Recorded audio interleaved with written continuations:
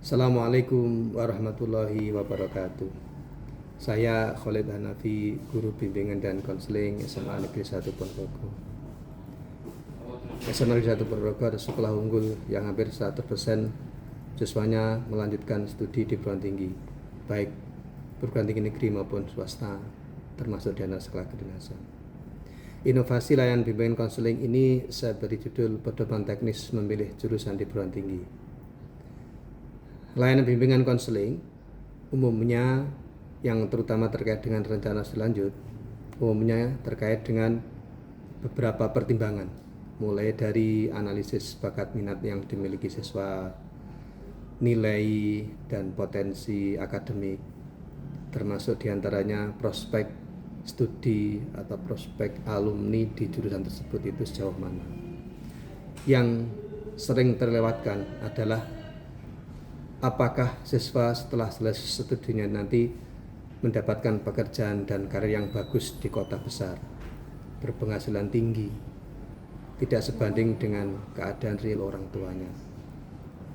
Sepasang orang tuanya yang di kota asal yang semakin lama semakin rapuh dan hidup jauh dari anak cucu.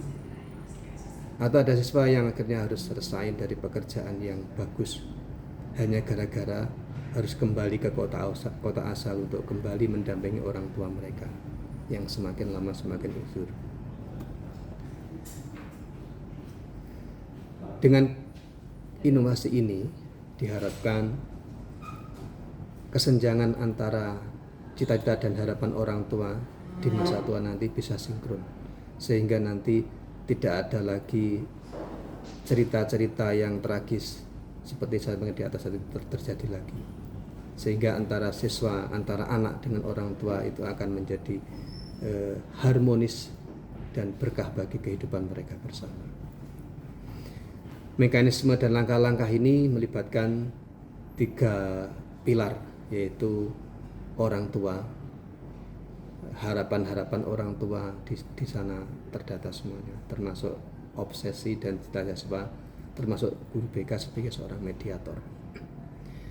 Inovasi ini sebenarnya sederhana, hanya lebih pada penyempurnaan dari tahapan-tahapan kegiatan-kegiatan yang telah ada.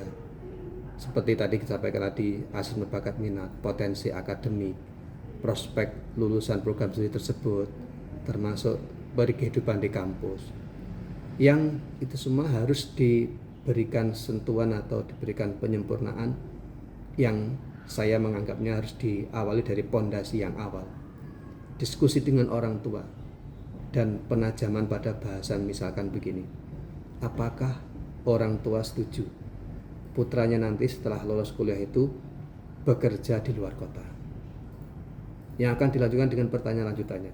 Apakah orang tua juga setuju jika nanti pada akhirnya saat putranya nanti sudah bekerja bagus di kota lain, di luar kota itu, akhirnya menikah dan memutuskan berdomisili di tempat tersebut.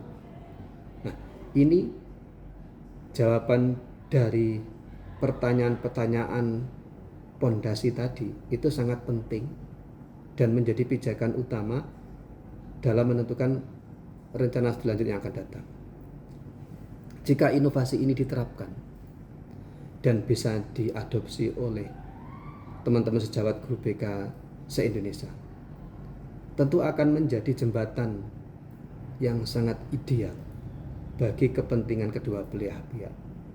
Siswa nantinya akan mengikuti masa keemasan mereka nanti, tetapi juga tidak mencederai atau mengurangi rasa bahagia orang tua, di mana semakin uzurnya mereka itu tetap bisa berdampingan dengan anak-anaknya atau berdampingan dengan cucunya, atau bahkan sebaliknya, misalkan ada kesepakatan, misalkan ternyata kalau sepakat di luar kota, orang tua juga bersedia diboyong untuk ikut anaknya nanti di luar kota itu. Disitulah titik temu itu akan menjadi sebuah solusi yang membahagiakan. Keharmonisan akan terjaga dengan baik. Bakti anak kepada orang tua akan tetap konsisten terjaga, dan orang tua tidak akan merasakan kesepian. Orang tua tidak akan merasakan kesedihan karena ditinggal oleh anak-anak tercintanya dan cucu-cucu yang nanti akan menjadikan bahagia di masa tuanya.